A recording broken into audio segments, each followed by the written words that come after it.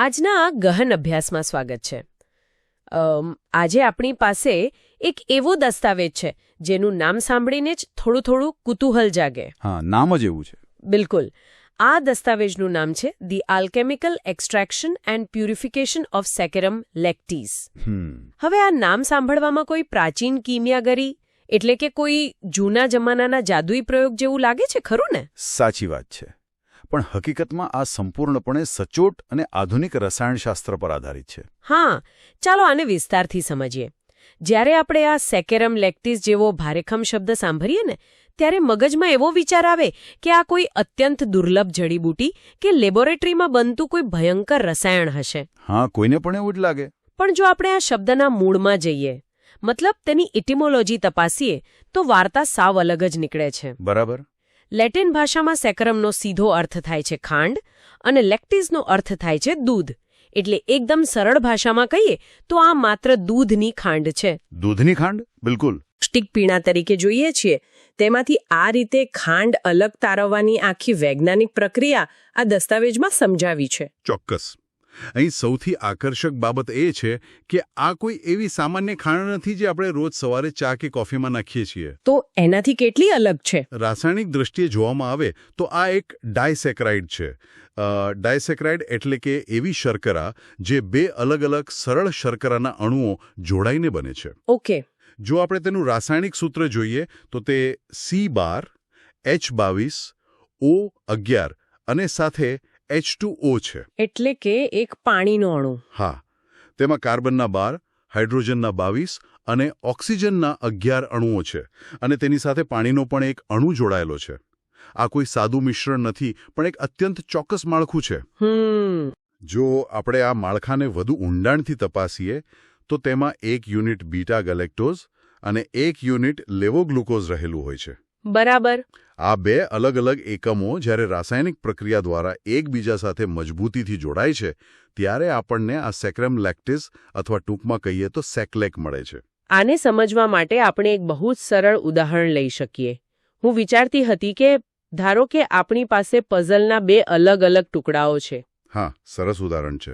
એક ટુકડો beta galactose છે અને બીજો ટુકડો લેવોગ્લુકોઝ છે.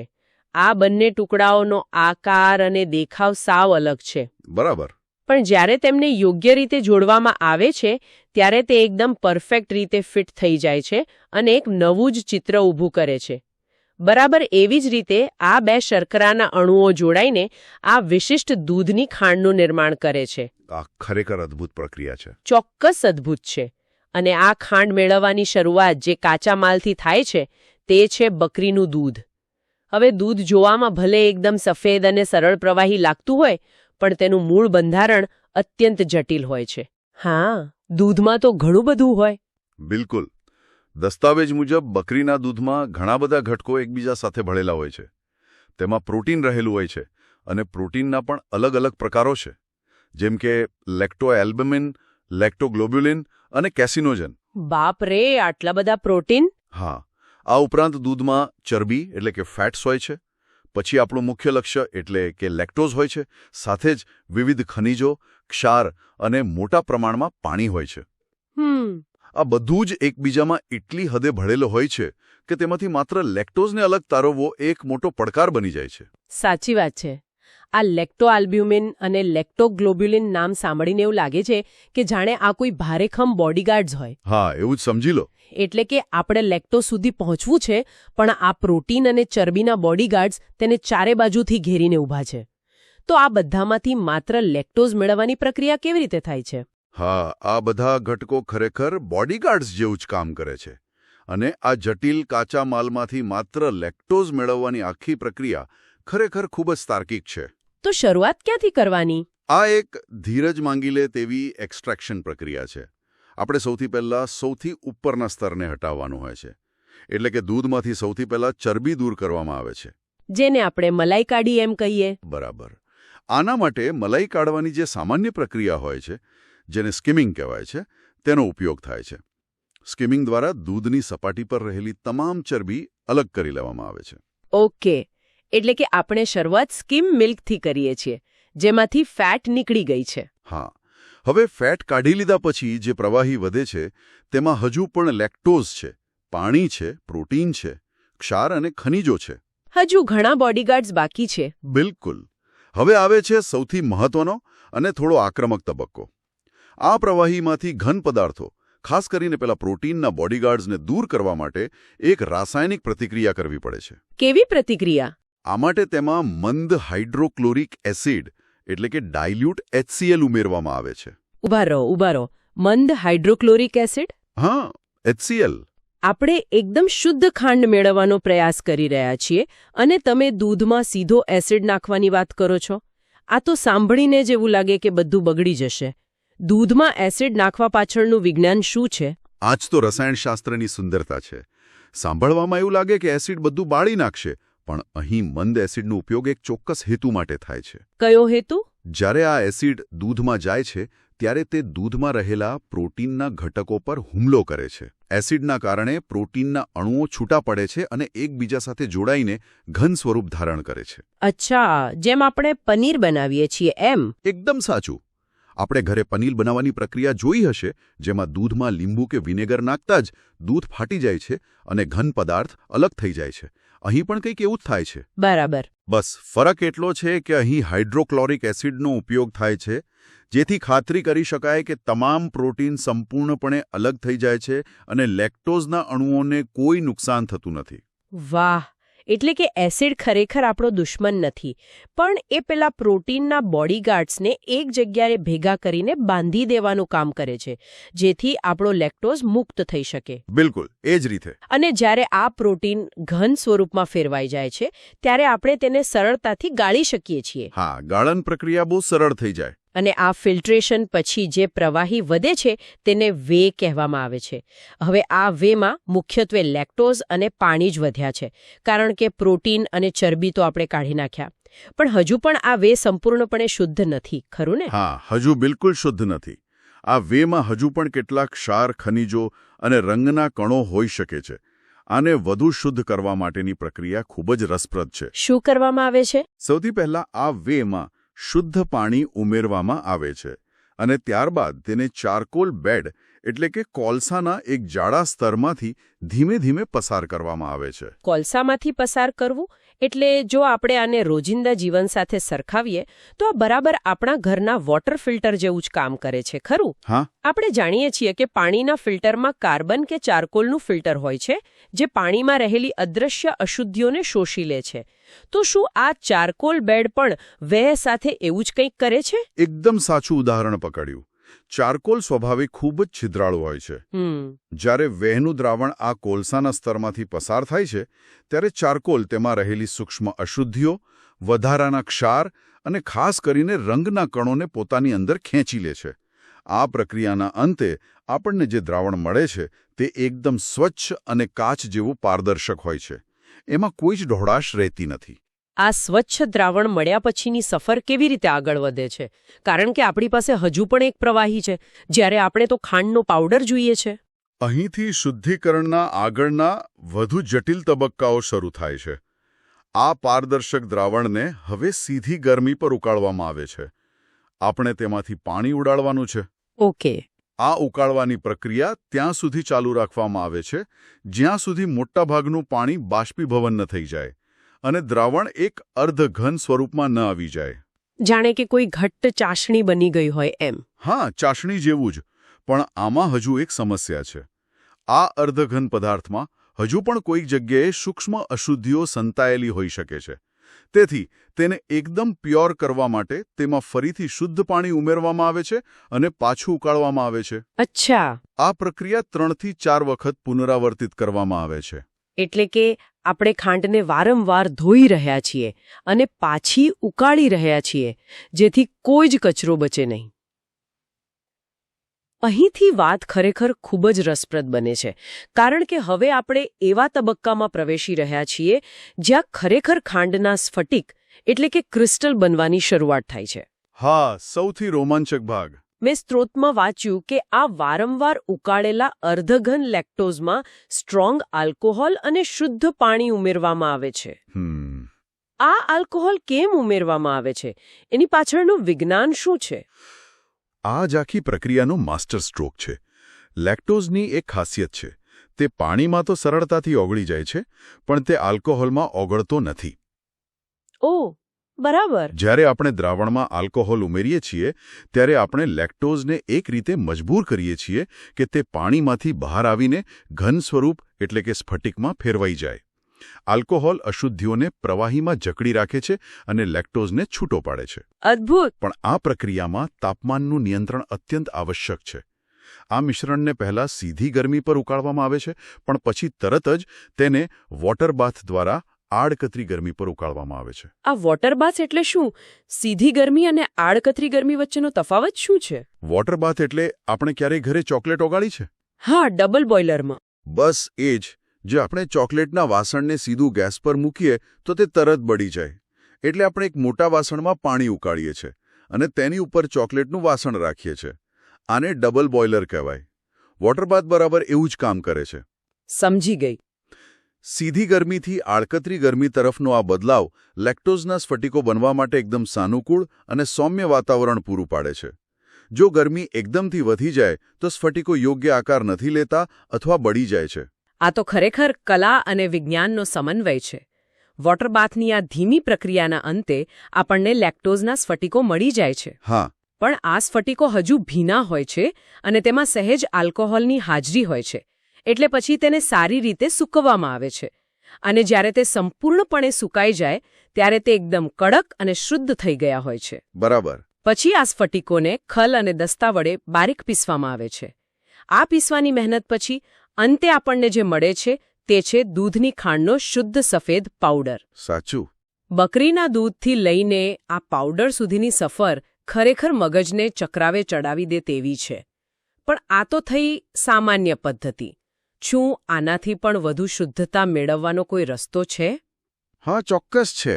મારો કહેવાનો અર્થ એ છે કે જો આપણે ફાર્માસ્યુટિકલ ગ્રેડની લેબોરેટરી સ્તરની શુદ્ધતા જોઈતી હોય તો શું પ્રક્રિયા બદલાઈ જાય છે? હા, બિલકુલ. જો આપણે સર્વોચ્ચ શુદ્ધતાની વાત કરીએ તો દસ્તાવેજમાં એક વિશેષ પદ્ધતિનો ઉલ્લેખ છે, જોહાન અર્ન્સ્ટેપ પદ્ધતિ. જોહાન અર્ન્સ્ટેપ પદ્ધતિ? હા, પ્રયોગશાળામાં સ્ફટિકીકરણ માટે આ જ પદ્ધતિને આદર્શ માનવામાં આવે છે, કારણ કે આ કોઈ અંદાજ પર નથી ચાલતી. આમાં વજન, કદ અને સમયની અત્યંત સચોટ ગણતરી હોય છે. એટલે આમાં માપ બહુ મહત્વનું છે. હા, પ્રયોગશાળામાં કાચા દૂધથી શરૂઆત કરવાને બદલે આપણી પાસે જે કમર્શિયલ લેક્ટોઝના સ્ફટિકો છે ત્યાંથી શરૂઆત થાય છે. ચોક્કસ માપ મુજબ 450 ગ્રામ કમર્શિયલ લેક્ટોઝ લેવામાં આવે છે. ઓકે. 450 ગ્રામ સ્ફટિકોને એક એકદમ સાફ, પારદર્શક કાચના ફ્લાસ્કમાં લેવામાં આવે છે અને તેમાં બરાબર 2 લીટર ઉકળતું શુદ્ધ પાણી ઉમેરી તેને પૂરેપૂરું ઓગાળવામાં આવે છે. 450 ગ્રામ લેક્ટોઝ અને 2 લીટર ઉકળતું પાણી. માપ તો ખરેખર એકદમ ચોક્કસ છે. આ ઓગાળ્યા પછી તરત શું કરવાનું હોય છે? હવે અહીં એક મહત્વનો નિયમ છે. આ મિશ્રણ જ્યારે એકદમ ગરમ અવસ્થામાં હોય ત્યારે જ તેને ફિલ્ટર પેપરમાંથી પસાર કરીને ગાળી લેવાનું છે. જો ઠંડુ થઈ જાય તો શું થાય? જો આપણે તેને ઠંડુ થવા દઈએ તો લેક્ટોઝ ફરીથી સ્ફટિક બનવા લાગશે અને ફિલ્ટર પેપરની ઉપર જ જમા થઈ જશે. ગરમ અવસ્થામાં લેક્ટોઝ પાણીમાં સંપૂર્ણપણે ઓગળેલો રહે છે, એટલે તે સરળતાથી ફિલ્ટરમાંથી પસાર થઈ જાય છે. અને અશુદ્ધિઓ જ ફિલ્ટર પેપર પર અટકી જાય છે, બરાબર? બરાબર. આ ગાળેલા, ગરમ અને એકદમ ચોખ્ખા પ્રવાહીને આપણે ફિલ્ટ્રેટ કહીએ છીએ. હવે આ ફિલ્ટ્રેટમાં બરાબર 2 લીટર એબ્સોલ્યુટ આલ્કોહોલ સંપૂર્ણપણે મિશ્ર કરવામાં આવે છે. એબ્સોલ્યુટ આલ્કોહોલ એટલે કે 100% શુદ્ધ આલ્કોહોલ જેમાં પાણીનો એક અંશ પણ ન હોય. હા, એકદમ શુદ્ધ. એટલે આપણે 2 લીટર પાણીવાળા ગરમ મિશ્રણમાં સીધો 2 લીટર આલ્કોહોલ ઉમેરી દીધો. પણ આટલું બધું મિક્સ કર્યા પછી આગળ શું કરવાનું? શું તેને ફરી ઉકાળવાનું? ના, અહીં ઉકાળવાનું નથી. અહીંથી ધીરજની કસોટી શરૂ થાય છે. આલ્કોહોલ ઉમેર્યા પછી આ મિશ્રણ ધરાવતા ફ્લાસ્કને એકદમ સજ્જડ બંધ કરી દેવામાં આવે છે, જેથી બહારની હવાનો કોઈ જ સંપર્ક ન રહે. ત્યારબાદ આ ફ્લાસ્કને 3 થી 4 દિવસ માટે એકદમ ઠંડા વાતાવરણમાં સ્થિર મૂકી દેવામાં આવે છે. તેને સહેજ પણ હલાવવામાં આવતો નથી. 3 થી 4 દિવસ. આજકાલના જમાનામાં જે આપણે માઇક્રોવેવમાં 2 મિનિટમાં વસ્તુઓ ગરમ થઈ જાય તેની રાહ નથી જોઈ શકતા, ત્યાં માત્ર ખાંડના સ્ફટિકો બનવા માટે 4 દિવસની રાહ જોવી. હા, આ જ તો વિજ્ઞાન છે. આ તો ક્લાસિકલ કેમિસ્ટ્રીનું એક અદ્ભુત ઉદાહરણ છે કે સાચી શુદ્ધતા માટે કેટલો સમય અને ધીરજ આપવી પડે છે. તો આ 4 દિવસ દરમિયાન એ બંધ ફ્લાસ્કમાં અંદર શું જાદુ થાય છે? અંદર રસાયણશાસ્ત્રનું અત્યંત શાંત નૃત્ય ચાલતું હોય છે. આપણે આગળ વાત કરી તેમ લેક્ટોઝ આલ્કોહોલમાં ઓગળતો નથી. ઠંડા વાતાવરણમાં આલ્કોહોલ ધીમે ધીમે પાણી પર હાવી થતો જાય છે અને પરિણામે લેક્ટોઝના અણુઓને પ્રવાહીમાંથી બહાર ધકેલે છે. બરાબર, એટલે એ સ્ફટિક બનવા માંડે. હા, આ અણુઓ એકબીજા સાથે એકદમ ધીમે ધીમે અને વ્યવસ્થિત રીતે જોડાઈને સ્ફટિકનું રૂપ ધારણ કરે છે. આ પ્રક્રિયા જેટલી ધીમી થાય, સ્ફટિકો એટલા જ મોટા અને શુદ્ધ બને છે. 3 થી 4 દિવસ પછી જ્યારે કોઈ ફ્લાસ્કને જોશે ત્યારે તેના તળિયે લેક્ટોઝના સ્ફટિકોનું એક ખૂબ જ સુંદર, પાતળું સ્તર જમા થયેલું જોવા મળશે. વાહ, આ સાંભળવામાં જ કેટલું સુંદર લાગે છે. તો આ 4 દિવસની તપસ્યા પછી આપણને જે સ્ફટિકો મળે છે, શું તે ઉપયોગ માટે સીધા તૈયાર હોય છે કે તેમાં પણ હજુ કોઈ પ્રક્રિયા બાકી હોય છે? લગભગ તૈયાર હોય છે, પણ હજુ એક અંતિમ સ્પર્શ બાકી હોય છે. કયો? ફ્લાસ્કના તળિયે જમા થયેલા આ સ્ફટિકોને અત્યંત કાળજીપૂર્વક બહાર કાઢવામાં આવે છે. પછી તેમને શુદ્ધ પાણી કે જેમાં થોડો આલ્કોહોલ ઉમેરેલો હોય તેનાથી હળવેથી ધોવામાં આવે છે. એટલે સપાટી પરથી અશુદ્ધિઓ દૂર કરવા. બિલકુલ. આ ધોવાની પ્રક્રિયાનું કારણ એ જ છે કે સ્ફટિકોની સપાટી પર જો કોઈ પ્રવાહી કે અશુદ્ધિ ચોંટેલી રહી ગઈ હોય તો તે પણ નીકળી જાય. ધોયા પછી આ ભીના સ્ફટિકોને 2 ફિલ્ટર પેપરની વચ્ચે રાખીને ખૂબ જ હળવા હાથે દબાવવામાં આવે છે, જેથી વધારાનો ભેજ ફિલ્ટર પેપર શોષી લે. અને જ્યારે આ સ્ફટિકો સંપૂર્ણપણે સૂકાઈ જાય ત્યારે તે એકદમ ચમકદાર અને શુદ્ધ થઈ જાય છે. હા. પછી ભવિષ્યનો ઉપયોગ માટે તેમને હવાચુસ્ત ડબ્બામાં સુરક્ષિત રીતે પેક કરી દેવામાં આવે છે. જોહાન અર્નેસ્ટ સ્ટેફ પદ્ધતિ દ્વારા મળેલો આ લેક્ટોઝ ખરેખર સર્વોચ્ચ કક્ષાની શુદ્ધતા ધરાવતો હોય છે. ચોક્કસ. તો આ બધાનો અર્થ શું છે? આપણે આ આખા દસ્તાવેજમાં ખૂબ જ ઊંડા ઉતર્યા. બકરીના દૂધના એક સામાન્ય વાસણથી શરૂ કરીને પ્રયોગશાળાના અત્યંત ચોક્કસ અને જટિલ ફ્લાસ્ક સુધીની સફર આપણે જોઈ. હા, લાંબી સફર હતી. તે છે કે આપણે જે વસ્તુઓને ખૂબ જ સામાન્ય કે રોજિંદી માની લઈએ છીએ તેની પાછળ એક અદ્ભુત વિજ્ઞાન છુપાયેલું હોય છે. બકરીના દૂધમાંથી ફાર્માસ્યુટિકલ ગ્રેડની અત્યંત શુદ્ધ ખાંડ મેળવવી, તેમાં પ્રોટીનના બોડીગાર્ડ્સને હટાવવા માટે એસિડનો ઉપયોગ કરવો, ચારકોલથી તેને ફિલ્ટર કરવો અને સ્ફટિક બનાવવા માટે આલ્કોહોલ અને તાપમાનની ચોક્કસ રમત રમવી. આ બધું જ દર્શાવે છે કે વિજ્ઞાનમાં સરળ દેખાતી એક સફેદ ભૂકી પાછળ કેટલી મહેનત, ધીરજ અને માનવીય બુદ્ધિ ક્ષમતા રહેલી હોય છે. જો આપણે આને વિશાળ સંદર્ભ સાથે જોડીએ તો આખી ચર્ચા માત્ર લેક્ટોઝ કે બકરીના દૂધ પૂરતી સીમિત નથી રહેતી. સાચી વાત છે. આ દસ્તાવેજ ખરેખર તો પ્રકૃતિની જટિલતામાંથી શુદ્ધતાને અલગ તારવવાની માનવજાતની અવિરત સફરનું એક ઉત્કૃષ્ટ ઉદાહરણ છે. પ્રાચીન કિમિયાગારો જે રીતે ધાતુઓને શુદ્ધ કરવા મથતા હતા, તેવી જ રીતે આધુનિક રસાયણશાસ્ત્રીએ કુદરતે આપેલા કાચા માલમાંથી બિનજરૂરી વસ્તુઓને દૂર કરી, ધીરજપૂર્વક પ્રક્રિયાઓ કરી અને માત્ર તે જ અણુઓ અલગ તારવ્યા જેની આપણને જરૂર છે. આ જ સિદ્ધાંત આજે પણ આધુનિક ઔષધિ વિજ્ઞાન અને રસાયણશાસ્ત્રનો પારો છે. આજના આ ગહન અભ્યાસના અંતે આ અદ્ભુત પ્રક્રિયા સાંભળ્યા પછી મગજમાં એક વિચાર પ્રેરક પ્રશ્ન જરૂર ઊભો થાય છે. હા, કયો પ્રશ્ન? જો માત્ર બકરીના દૂધ જેવા રોજિંદા પદાર્થમાંથી આટલી જટિલ, લાંબી અને સચોટ પ્રક્રિયા દ્વારા એકદમ શુદ્ધ અને વિશિષ્ટ ખાંડ અલગ તારવી શકાતી હોય તો આપણા રોજિંદા આહારના અન્ય કયા સામાન્ય પદાર્થોમાં આવા અદ્ભુત રાસાયણિક રહસ્યો છુપાયેલા હશે? વિચારવા જેવું છે. આપણા રસોડામાં પડેલા ફળો, શાકભાજી કે અનાજમાં એવા કયા અદૃશ્ય સંયોજનો હશે જે કદાચ ભવિષ્યમાં કોઈ મોટી બીમારીની દવા અથવા નવીન તકનીકોનો પાયો બની શકે છે, પણ આપણે તેનાથી સાવ અજાણ છીએ. આ એક એવો વિચાર છે જેના પર ચોક્કસથી મનન કરવું જોઈએ. આજના આ ગહન અભ્યાસમાં જોડાવા બદલ ખૂબ ખૂબ આભાર. વિજ્ઞાનની આવી જ અદ્ભુત સફર પર આપણે ફરી મળીશું.